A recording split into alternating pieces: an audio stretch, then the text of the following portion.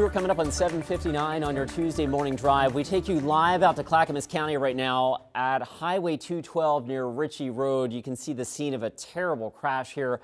Clackamas Fire telling us at least one person killed in this wreck, and Highway 212 at this point is closed near Ritchie Road. So in terms of your traffic solution to get around this, Highway 224 to the south or Highway 26 to the north, this is likely to be an extended closure of Highway 212 through the Boring area.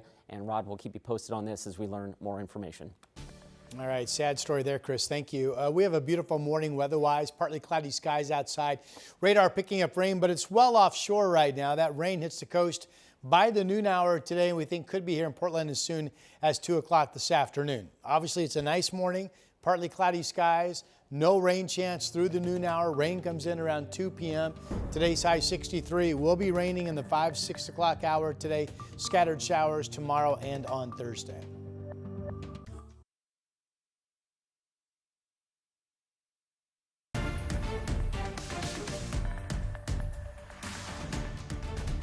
We have breaking news to start the 8 o'clock hour here on KGW Plus. A deadly crash in Clackamas County. So this is a live look where a vehicle crashed into the Timber Pub and Grub on Highway 212 in Boring. You can see from these pictures the roof partially collapsing there. Clackamas Fire tells us that someone was trapped inside the car underneath that collapsed roof. They were able to pull them out, but they later died at the hospital.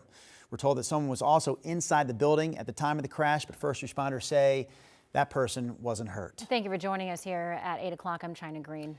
And I'm Drew Carney. So again, that is the breaking news that we're following right now in Boring. Chris McGinnis has the latest on the road closures in that area. Yeah, a main thoroughfare right through the heart of Boring, Highway 212, as we take you here live, is closed. It's likely to be a lengthy closure. Actually, ODOT saying that there may also be some utility lines down in the vicinity. So Highway 212 right now shut down at Ritchie Road.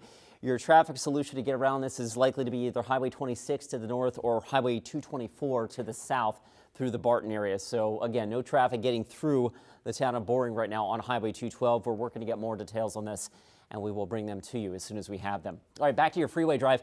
I-5 from Clark County, solid, slow and steady right over the Interstate Bridge, and some of our other drive times are quite busy as well. Interstate 84 has jumped up to about 35 minutes at last check to get folks in from Troutdale to the I-5 split. Rod? All right, Chris, thank you. Boy, we have a gorgeous, gorgeous morning out there. Partly cloudy skies. No rain chance in Portland until we get close to about 2 o'clock this afternoon.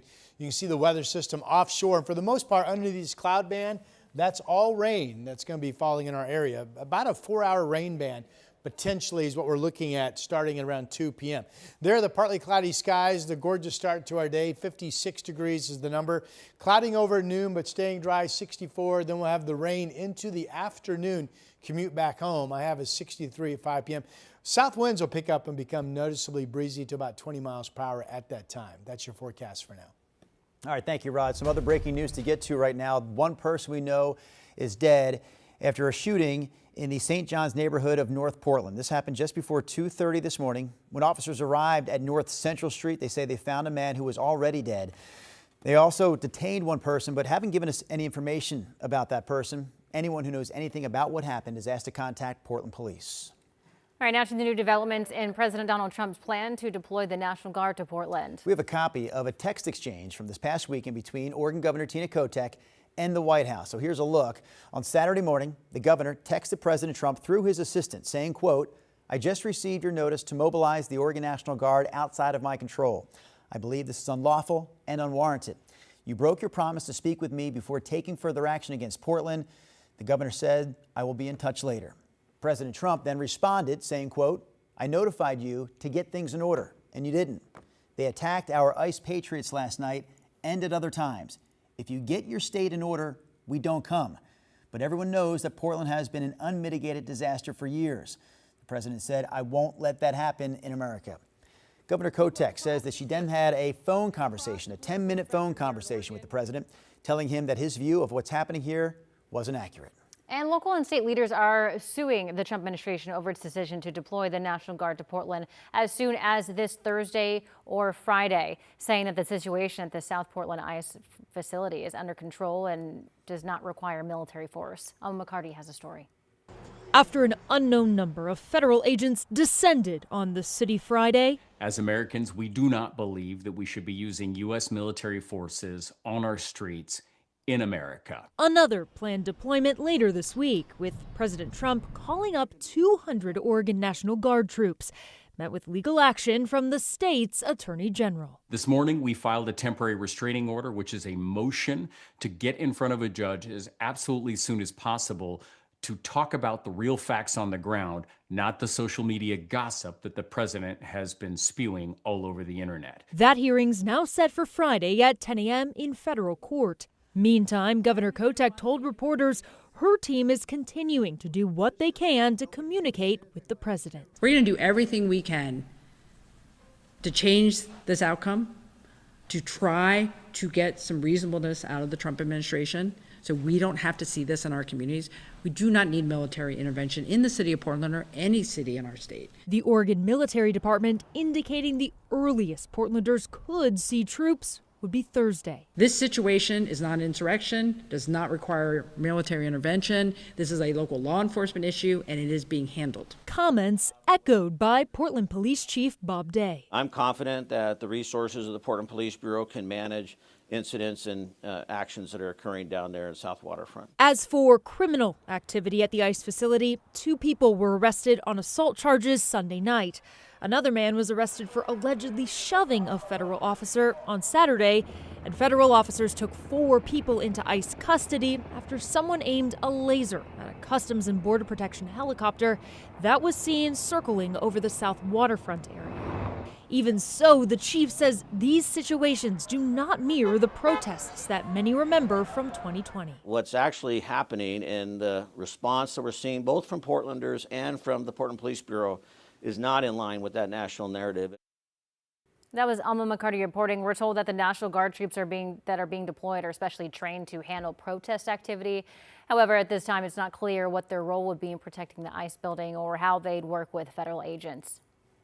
Records show that more than 24 people have been arrested at the Portland ICE facility. Most of those happened in June during the first month of protest. Some of those cases have already gone to court. 3 people who were charged with failure to obey a lawful order pleaded guilty and received 6 months probation and fines. In another case, prosecutors dropped the charges. The other cases are ongoing, with some people facing felony charges for assaulting a federal officer. Many of those are now set for jury trials. National Park Rangers say their training classes are on hold because, according to the Rangers, the Trump administration is focusing on training new ICE agents. Park Rangers typically train at federal law enforcement centers, but those facilities are currently onboarding thousands of ICE and Homeland Security staff, delaying other trainings until next year. According to the Association of National Park Rangers, these delays could leave parks vulnerable. If the shortage of law enforcement rangers continues, then we would expect things like poaching in some national parks to increase. In archaeological parks, there could be additional what we call pot hunting, people that go into the sites and dig around for artifacts. So here's the other side to the story. In a statement, a spokesperson for the Department of the Interior said, quote, "The claim that classes have been widely canceled is false. The Department of the Interior is committed to strengthening public safety across our national parks." All right, check this out. This video from last week shows the very first Chinook salmon passing the Keno Dam up on the river in Klamath River since the 4 hydroelectric dams were removed last year. So the Oregon Department of Fish and Wildlife says that they've seen salmon on the Keno Dam fish ladders, but this is the first one that they've seen make it past the dam. They say it's a positive sign that fall-run salmon are returning to Oregon's section of the Klamath River Basin for the first time in more than a century. Go, little guys, go. Well, I mean, it's strange. We're celebrating that, but on the flip side, we all want to eat that salmon. So it's a strange story. Yeah, God's always thinking with his belly. Good news story, obviously, right? All right, here's our satellite radar. Today's the day about a dry morning and then incoming rain band this afternoon.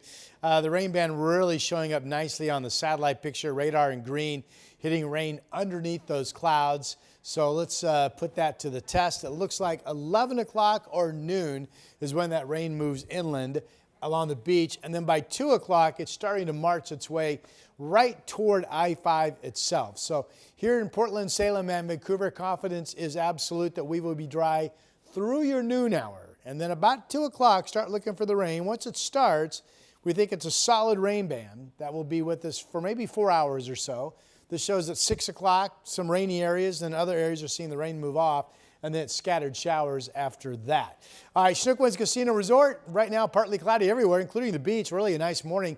Here's the Oregon Zoo up in the West Hills. Current number is 51 degrees. And here is the current temperature map. I couldn't remember what I had next. Here it is. Scappoose 53, Tigard 50, Oregon City 50. Winds are blowing. There's a bit of a southeast wind up to about 15 miles per hour right now. The winds later today, 51 in Salem, will switch to the southwest, and we could have some 20-mile-per-hour breezes later this afternoon as that front comes marching in. Notice everybody has a rain icon, but for eastern Oregon, this is a dry day well into the afternoon, and then showers late day into the evening. 7-day forecast. For Portland, it's showery pattern tomorrow and Thursday, and then all dry starting Friday, and we still think it will be dry through your weekend, and that is your forecast. Something to look forward to there. All right, Rod, let's get you out the door. The drive time's really creeping up on us now. Your inbound I-84 commute, nearly 40 minutes to get in from Troutdale. We had some earlier trouble near 82nd Avenue. That's out of the way, but the drive really, really slow there. Meanwhile, of course, I-5 predictably slow at the Interstate Bridge. There's the live look at SR 14. That has come up a little bit now, nearly 25 minutes to get you in from Main Street.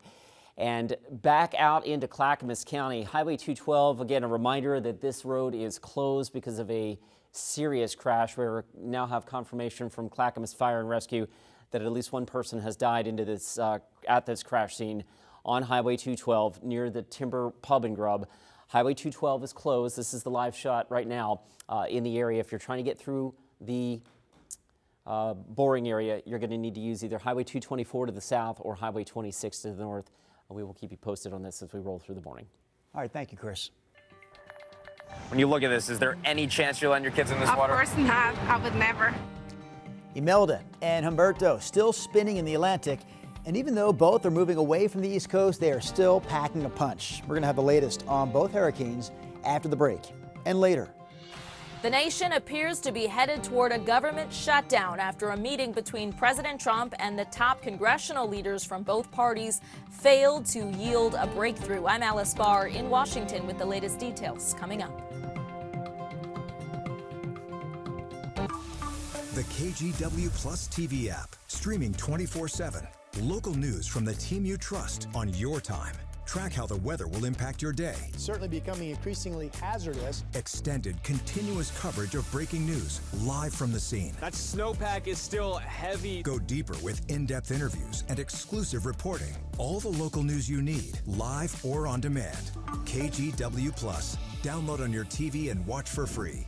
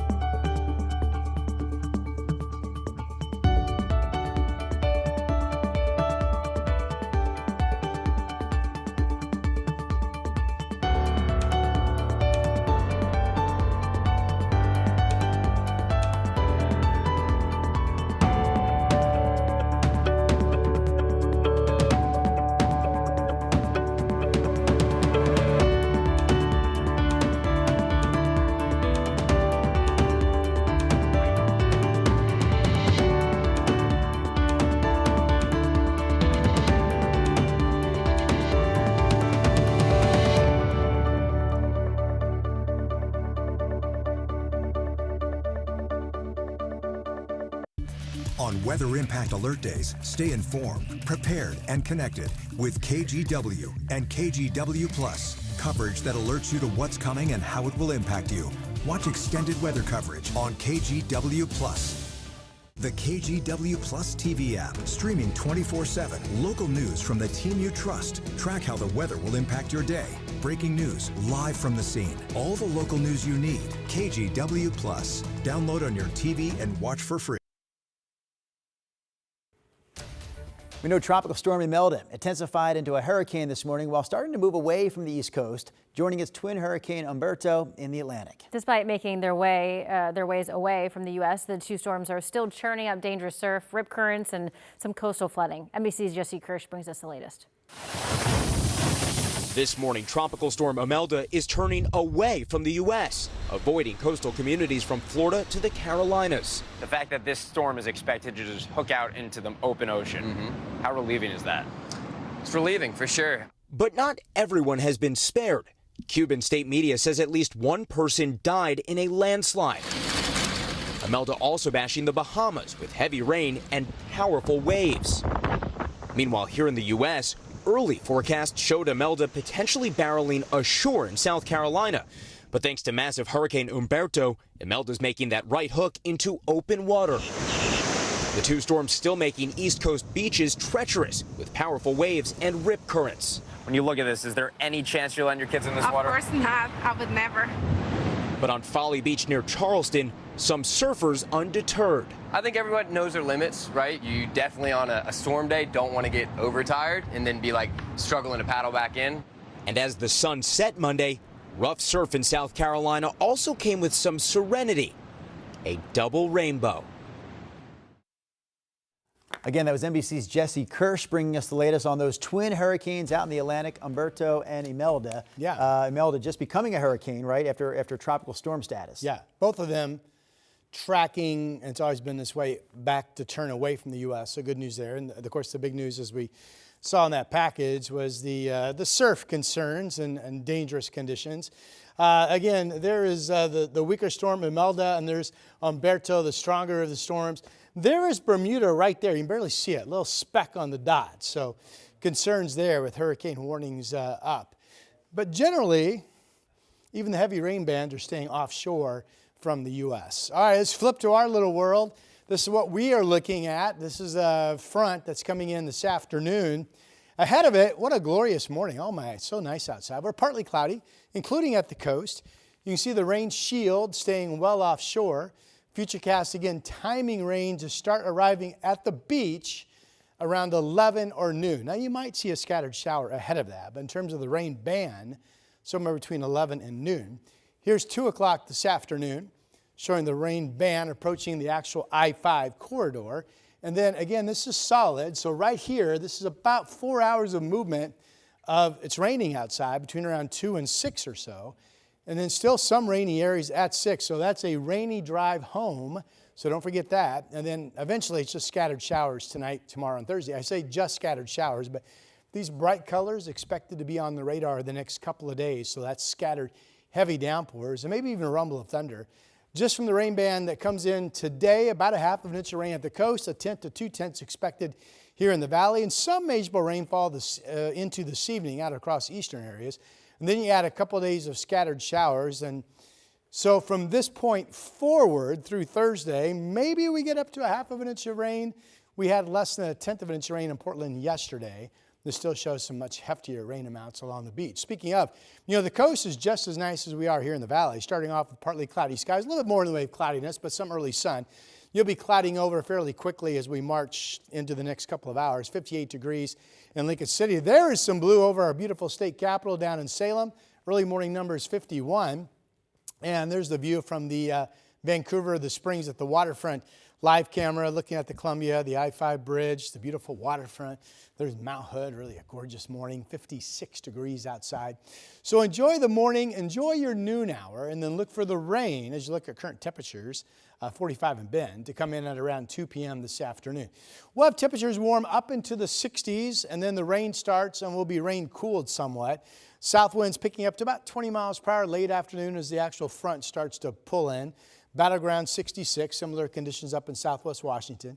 We mentioned the showery weather tomorrow and Thursday, and then we're still going all dry Friday, Saturday, Sunday, and Monday. And here is Chris McGinnis. Rod, thank you for that. We pick it up with a traffic alert again in Clackamas County. You're looking live right here at Highway 212 near the Timber Pub and Grub, a crash scene here which has turned fatal. OSP is on the scene investigating this crash right now. From a traffic perspective, Highway 212 is closed and probably will be for several more hours through boring. So your workaround, your traffic solution, again, Highway 224 to the south or Highway 26 to the north. Back to the Freeway Drive, I-84 westbound. It's been a slow commute this morning, as has the Sunset. There's a live look right now near the Sylvan Hill. They've got sun glare, right? Driving right into that at the Sylvan Hills. So the trip in from Hillsborough now has jumped up to about 35 minutes. The drive from Wilsonville, guys, that's also 35 minutes at last check. Thank you, Chris. Federal workers. We are very, very concerned about the next few days. Very stressed, very anxious. They're anxious as the clock ticks towards a possible government shutdown coming up. The stalemate in Washington and why government employees say the uncertainty is taking a toll. The KGW Plus TV app, streaming 24/7. Local news from the team you trust. Track how the weather will impact your day. Breaking news live from the scene. All the local news you need. KGW Plus. Download on your TV and watch for free. On Weather Impact Alert Days, stay informed, prepared, and connected with KGW and KGW Plus. Coverage that alerts you to what's coming and how it will impact you. Watch extended weather coverage on KGW Plus.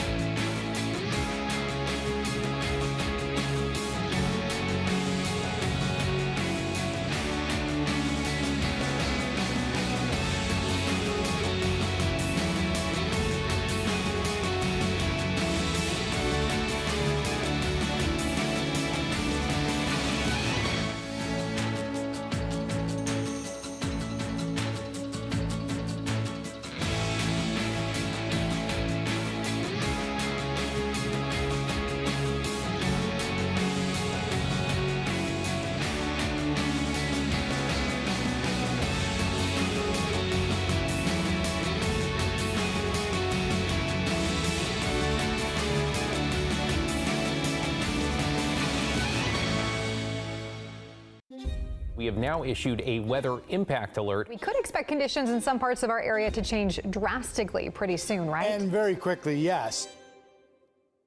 This is significant rainfall coming our way. You'll definitely want to be extra cautious. It's certainly becoming increasingly hazardous. We've got the potential for some tree limbs or even trees or power lines to come down. Of course, when you hear thunder, it's always best to take cover. On Weather Impact Alert Days, stream extended coverage on KGW Plus.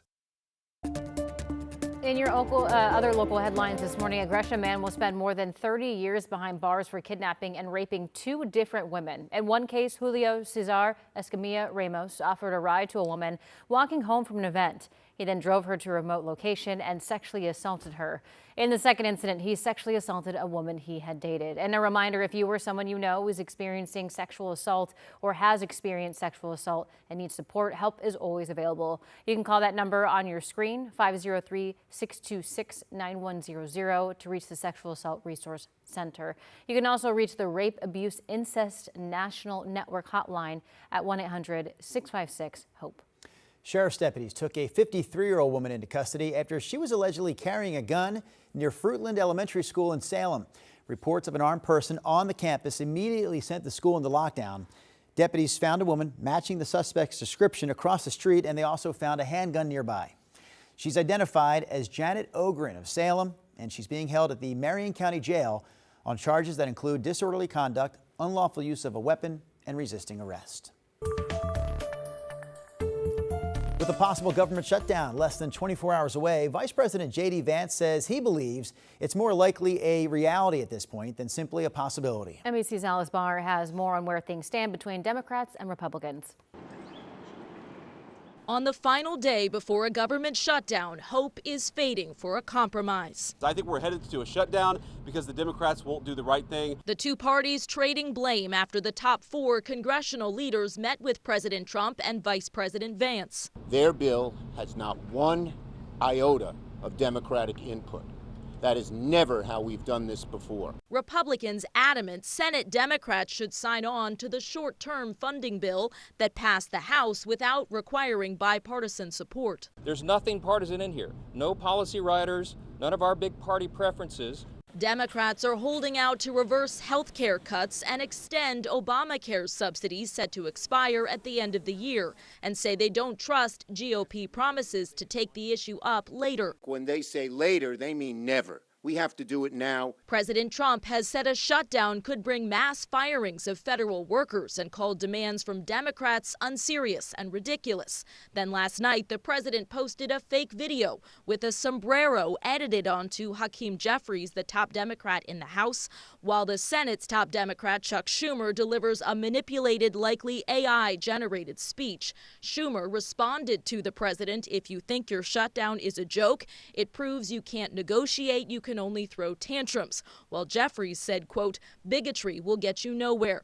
The sharp words further sign of how far apart the two sides are as federal workers wait to hear if their paychecks will stop. We are very, very concerned about the next few days, very stressed, very anxious. In a looming shutdown. Federal workers are paid back after a shutdown ends. Those short-term needs and the threat of permanent job loss are heightening the stress. Today, Senate Republicans are set to advance a measure to keep the government open temporarily. It would need at least 8 Democrats to pass, and that appears very unlikely. In Washington, Alice Barr, NBC News. Now to your morning rush. At least one person is dead and dozens of others are still missing after a building collapsed at an Islamic school in Indonesia on Monday. Officials say the building's foundation allegedly could not support the weight of construction on its 4th floor. Dozens of people were praying on the ground floor of the building when it came crashing down. Around 100 people were rescued. 80 others were taken to the hospital. And at least 10 people are dead, 30 others injured after a car bomb outside Pakistan's security force headquarters today. Officials say up to 6 people got out of the vehicle, opened fire, and troops before the blast. So far, no group has claimed responsibility. And we have an update on last week's shooting at a Dallas ICE facility. A second detainee who was shot has died after days in the hospital. One other detainee shot remains hospitalized, while a third died the day of the attack. And take a look at this. A small plane made an emergency landing on a highway in San Diego. This happened Monday evening during rush hour. Officials say luckily no one was hurt there. And that's a look at your morning rush. Coming up in our next half hour, mayors across the Portland area pushing back on the Trump administration's plan to deploy Oregon's National Guard to the city. Also this morning, the Clackamas County Sheriff's Office searching for the people behind a smash and grab at a smoke shop and then a burglary at a liquor store. More details on this coming up at 8:30.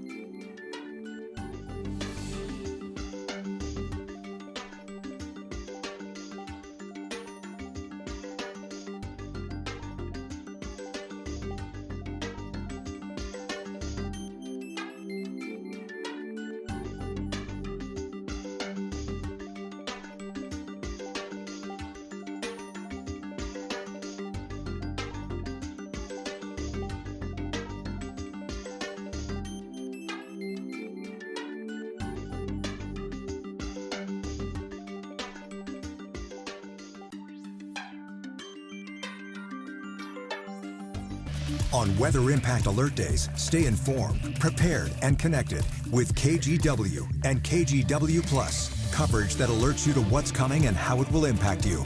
Watch extended weather coverage on KGW Plus.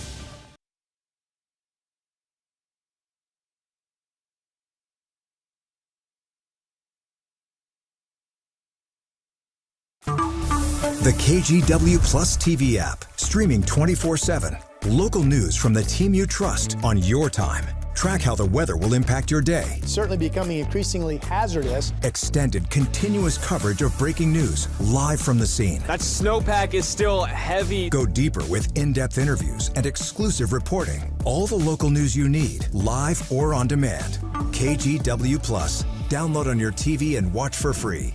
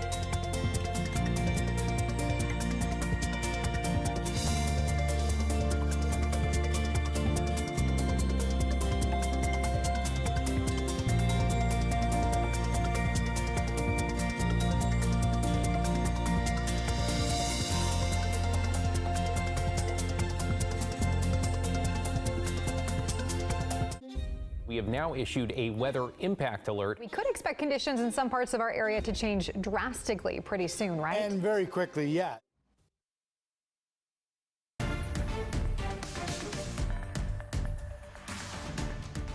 Good morning, I'm China Green. We are following breaking news this morning. A deadly crash in Clackamas County. This is a live look where a vehicle crashed into the Timber Pub and Grub on Highway 212 in Boring. You can see part of the roof collapse there. Clackamas Fire says someone was trapped in the car. Crews were able to pull the victim out, but they later died at the hospital. Someone was also inside the building, but first responders say they weren't hurt. Thomas Schultz will be there live on the scene coming up at around 8:45, only on KGW+. Headed over to Rod Hill now for a look at weather. All right, thanks for that. You can see the rain offshore that we're tracking. It looks like this hits the coast before the noon hour today and then rolls into Portland somewhere around 2 o'clock. So that's what's coming up. Right now, it's just terrific outside. Partly cloudy skies, all dry, 56 degrees. Absolutely dry through the noon hour, although at noon we'll probably start to cloud over, 64. And then we have the rain, which includes the afternoon commute hours back home. Scattered showers could be heavy at times tomorrow and Thursday. We're still projecting all dry weather starting Friday and into your weekend.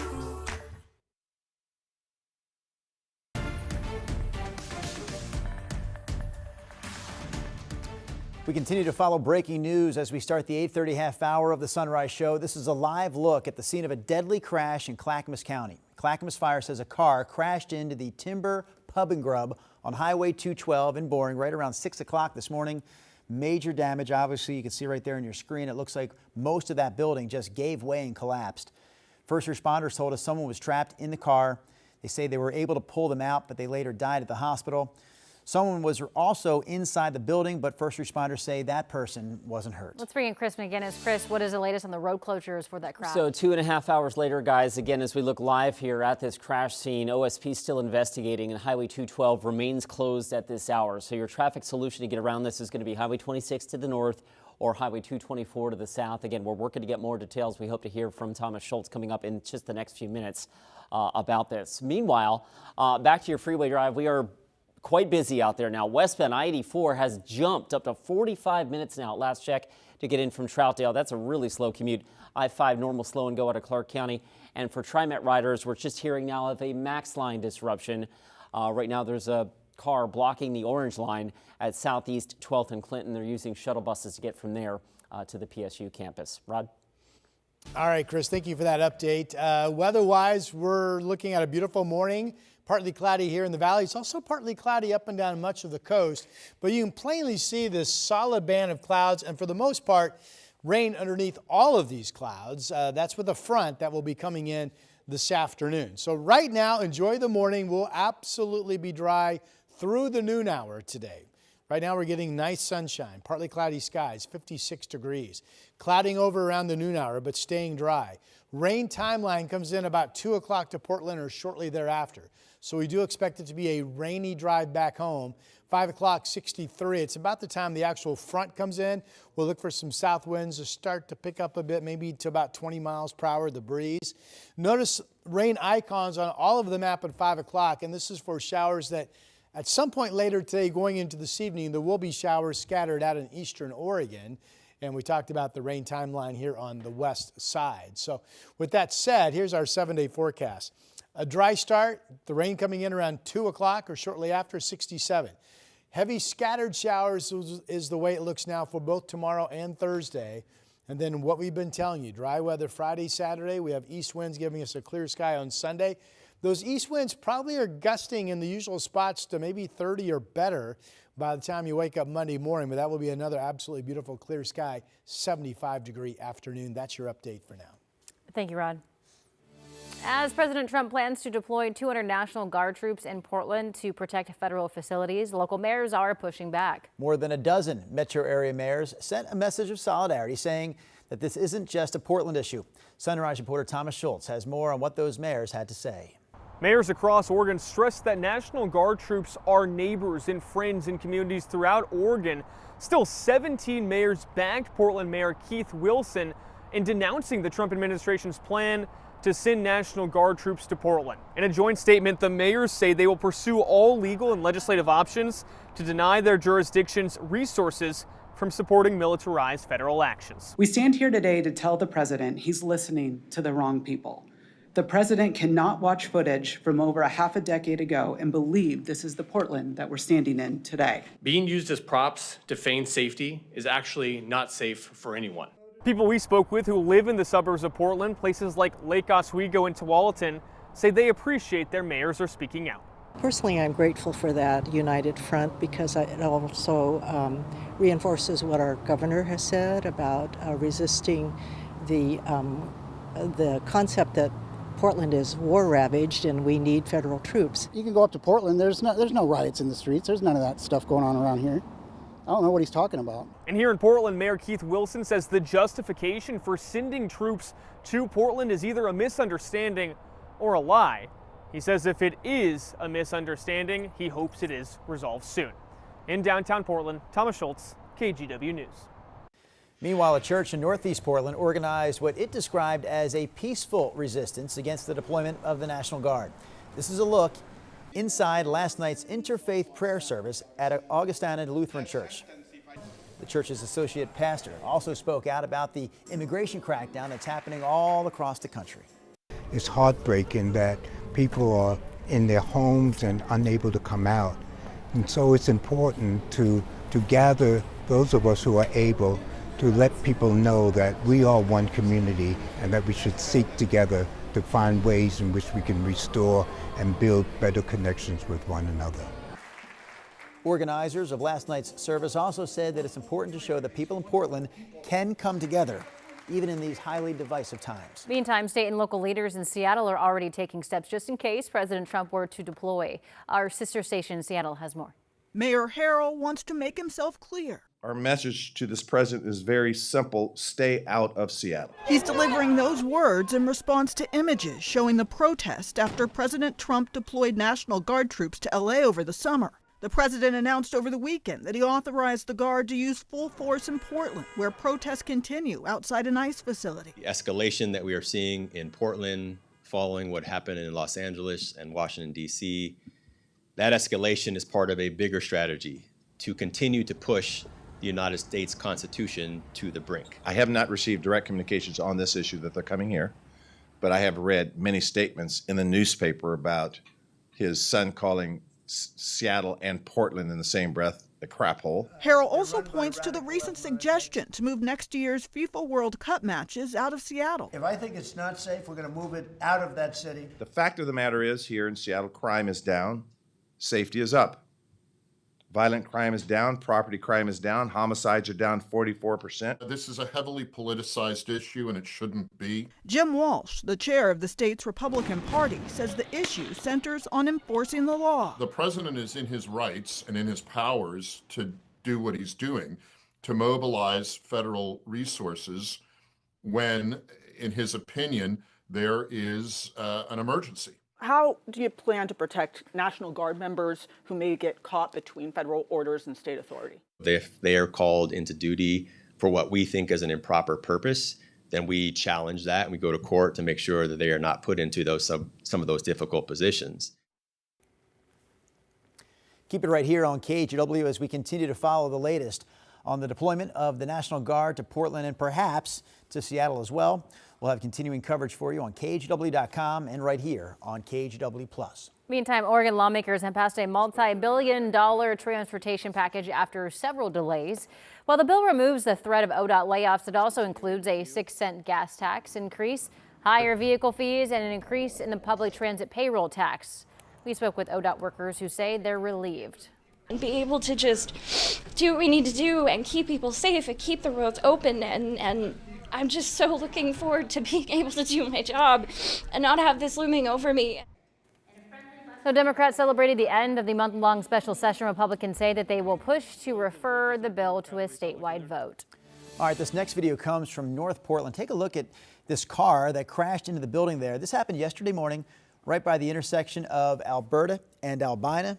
The good news, we're told, is that nobody was hurt, and it looks like the damage to the building was minimal. There's still no word on what caused the crash. In Clackamas County, the sheriff's office is asking for help to catch a few thieves. At about 4 o'clock yesterday morning, deputies say burglars used a stolen car to smash into the House of Pipes in Happy Valley. That's where they stole more than $5,000 in merchandise. About 20 minutes later, in what appears to be a related case, authorities say 2 burglars crashed through a liquor store on Sunnyside. So deputies say the suspects drove away in a dark Hyundai Sonata with the Oregon plate 049 KTX. If you have any information about either incident, contact the Clackamas County Sheriff's Office. Portland Japanese Garden opened up a brand new exhibit this past weekend, and it's all about the art and tradition behind Japanese gardens. So it's basically an exhibit about itself. It's called Designing Nature, Elements of Harmony. It features paintings, bamboo sculptures, miniature gardens, like that one right there, and photos. They have the photos. The exhibit runs through February. So in other words, there is plenty of time, plenty of opportunity for you to find your zen there. Find your zen. I could definitely use a lot more zen. All right, Chris McGinnis. Especially this morning. Yeah, I see you have alert behind you. We have a couple of, okay, so we'll start off with this. For TriMet riders of the Max Orange line, TriMet telling us there's a car blocking their Max line tracks at Southeast 12th and Clinton. So right now they're using shuttles to serve stops from there to Southwest Portland near the PSU campus. Meanwhile, back to the freeway drive. I don't know exactly what's causing the backup, but Interstate 84 right now westbound is very, very stacked up this morning. The drive actually extends out past I-205 for the logjam. And right now the trip coming in from Troutdale has spiked up to 53 minutes at last check. So that is a good 25 minutes heavier than usual for this hour of a Tuesday morning commute. Traffic at the Sylvan Hill also quite busy, slow and go through North Portland as well. That I-5 drive still about 30 minutes to get you in from Main Street. And of course, the news that we've been following here over the last 90 minutes is this fatal crash in Boring. Highway 212 remains shut down near Ritchie Road. We're hoping to have a live report coming up from Thomas Schultz. More on that in just a few minutes, guys. Thank you, Chris. Even people that don't like the rain, they have the biggest smiles. Everybody's so happy. Washington residents living near the Bear Gulch fire are welcoming the rain. Coming up, we hear from fire officials on how this will affect their efforts to get the fire contained.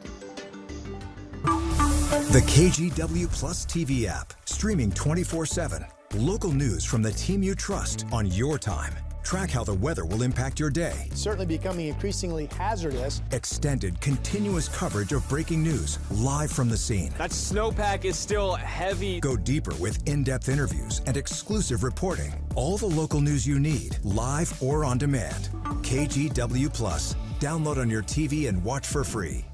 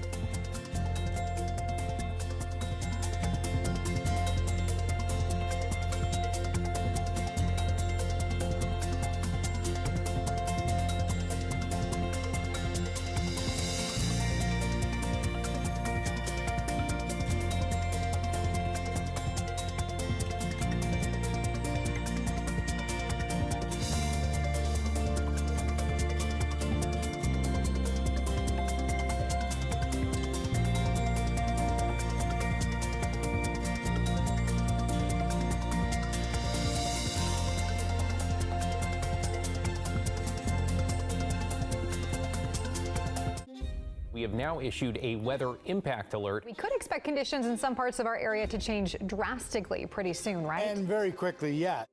This is significant rainfall coming our way. You'll definitely want to be extra cautious. Certainly becoming increasingly hazardous.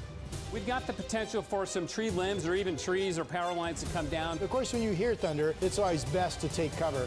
On Weather Impact Alert Days, stream extended coverage on KGW Plus.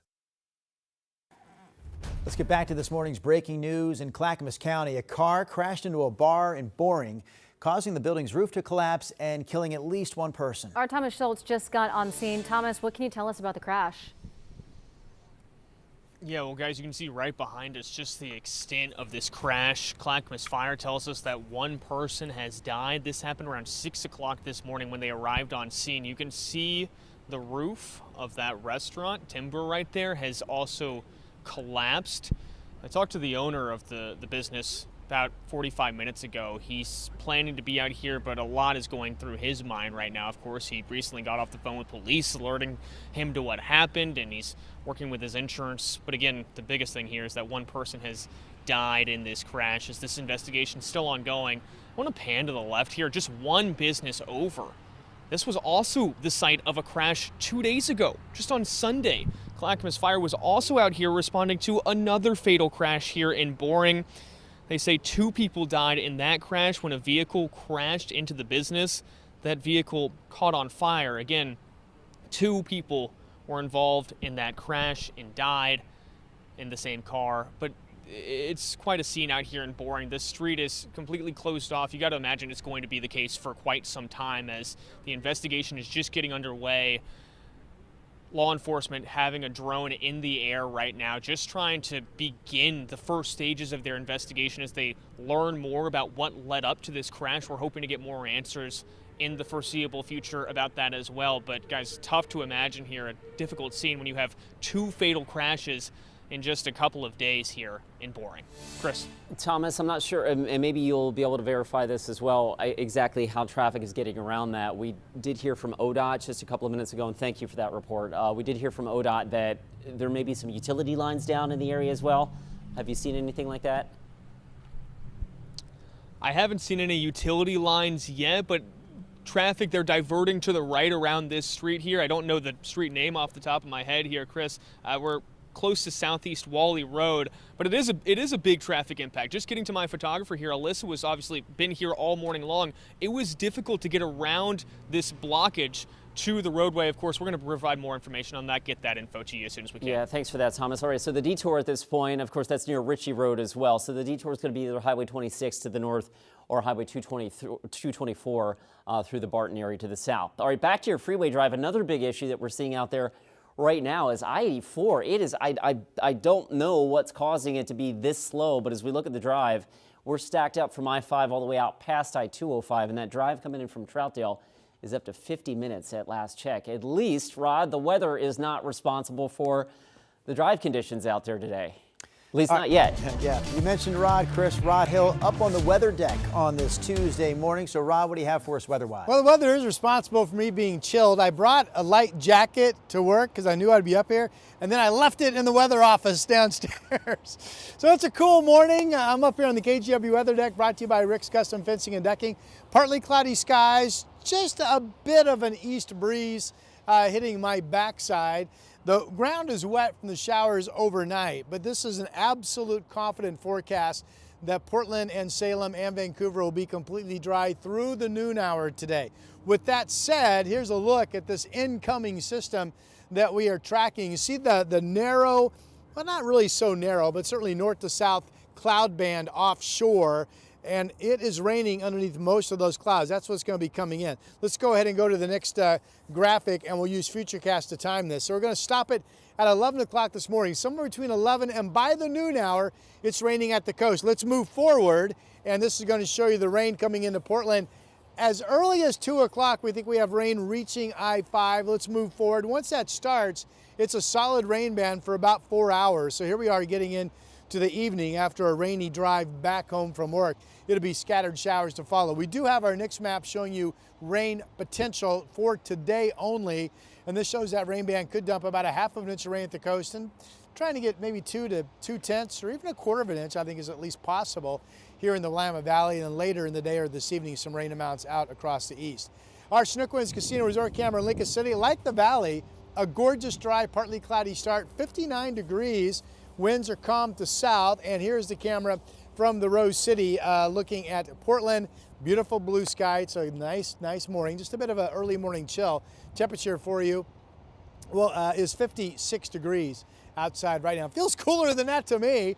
Okay, here's a look at our other temps. The Dow's, good morning. You're in the 40s. Ben's at 48. Burns is 43. Everybody's dry. Forecast for today looks like this. The dry morning, the dry noon hour, the rain coming into the valley around 2 o'clock, Salem 67. Similar numbers today up in southwest Washington. We are looking at south winds expected to bounce up to about 20 miles per hour later today as that front comes in. And with that said, let's get you to your 7-day. So it now looks like the rain band this afternoon into early evening, and then it's scattered precipitation tomorrow and Thursday, but this will include heavy downpours coming and going, and maybe a rumble of thunder. And for now, we're going to stick with our dry forecast on Friday, Saturday, Sunday, and Monday. Am I really getting to be such a weather wimp that with a temperature in the 50s and not a jacket, I'm cold? I guess the answer is yes. Let me answer that for you, yes. Okay. Yes, you are. Back to you. All right. All right, now turning to the Bear Gulch fire burning in western Washington that began early July. More than 20,000 acres have burned and it's currently 5% contained. Rain is helping to clear out the wildfire smoke, giving people who live in the area some relief. Our sister station Seattle shows us what it means for the region. It's back and not a drip too soon for Jennifer Devine. Everyone out here, even people that don't like the rain, they have the biggest smiles. Everybody's so happy. The Bear Gulch fire, the largest fire in Olympic National Park's history, has caused evacuations and unhealthy air quality for neighbors since July. The smoke will be so thick where we live around our cabin. I get kind of claustrophobic when I looked out. And then when the wind comes and blows it the other way, looks like a fire never was there. The fire department gave out air filters for residents like Devine who suffer from asthma. The air cleaners I ran out all the time, we ran them 24 hours. We finally gave them a break today. And these were the 27 structures that are evacuated are in this area right here. Fire Incident Commander Brian Kitchen says his crews were just as glad to see the rain. And it's going to help us. It's going to help with the smoke. And it's going to help slow the progress of the fire out. Just yesterday, they were up monitoring the growth of 2 fires burning in this part of the county after a months-long stretch of warm, dry weather. The rains are helping, but he says it'll take a good snowstorm to put out the wildfire. For those of us in town who dreaded having to get out the rain gear again, think about Jennifer Devine. How brave can you be? I mean, we are so grateful to them. She appreciates the work of firefighters this summer, but today is thankful for Mother Nature. I love it. I love it. We're letting all the good smells come in our cabin. It's wonderful. It's just so joyful because it is so beautiful here. Again, that was Drew Mickelson with our sister station in Seattle reporting. Meanwhile, in southern Oregon, the Moon Complex fire is up to 18,000 acres, and this one is still just 10% contained. Officials say 125 homes are currently threatened by the fire, so level 3 evacuation orders are in place from Tacoma Rapids to the Oak Flat area. There are also some level 2 evacuation orders in place. We'll have more coverage of this as we move through the week this week on Sunrise. More on our breaking news out of Clackamas County coming up in 2 minutes. The KGW Plus TV app, streaming 24/7. Local news from the team you trust on your time. Track how the weather will impact your day. It's certainly becoming increasingly hazardous. Extended, continuous coverage of breaking news live from the scene. That snowpack is still heavy. Go deeper with in-depth interviews and exclusive reporting. All the local news you need, live or on demand.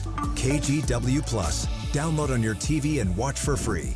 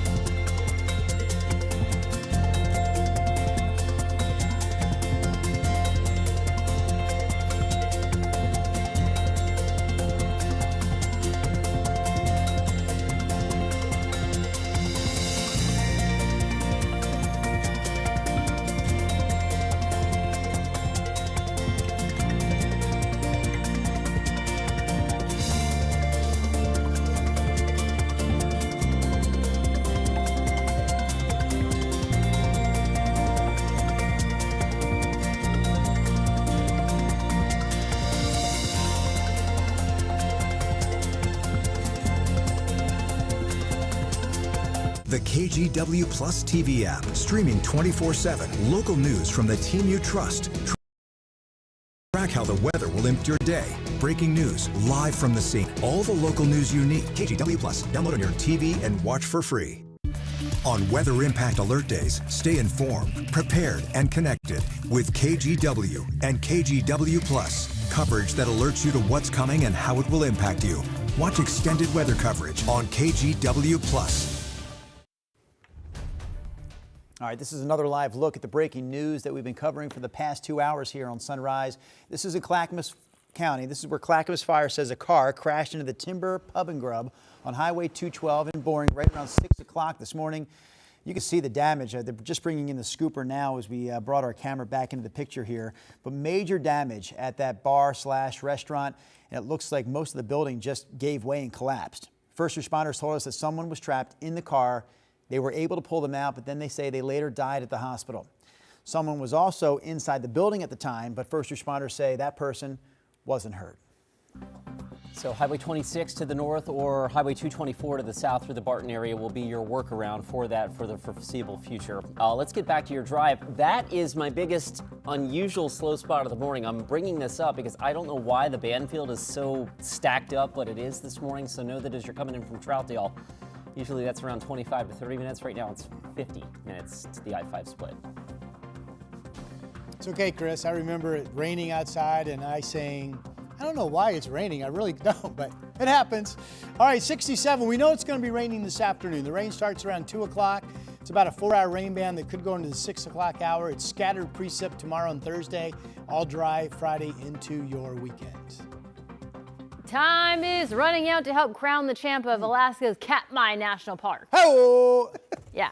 Today is the final day of voting. Oh, they really do have a little bracket. Oh, there it is, Chris. Okay. But today is the final day of voting for this year's Fat Bear Week competition. That's what this is all about, Fat Bear Week. Yeah. The annual contest aims to celebrate the Alaskan bear that's packed on the most pounds before their winter hibernation. So this is a live look at the national park, but we just saw a moment ago the two finalists in this year's competition. It's Bear 32, who has a nickname of Chunk. Yeah. Like it. And then Bear 856. I don't know what that bear's nickname is. Is that the area code, maybe? Voting between those two will just start here at 9 o'clock. So it's going to pick up here in 5 minutes at 9 o'clock, the voting for the finalists. It will go until 6 o'clock tonight. So you basically have 9 hours to vote for this year's winner of Fat Bear Week. As a strategist, can you win this competition if the other bear has a nickname and you don't? I'm just wondering. Maybe he has a nickname and we just haven't learned it yet, but I do know this much. Explore.org is where you need to go to actually watch the bears live in their natural habitat. Good morning, Bear. Good morning.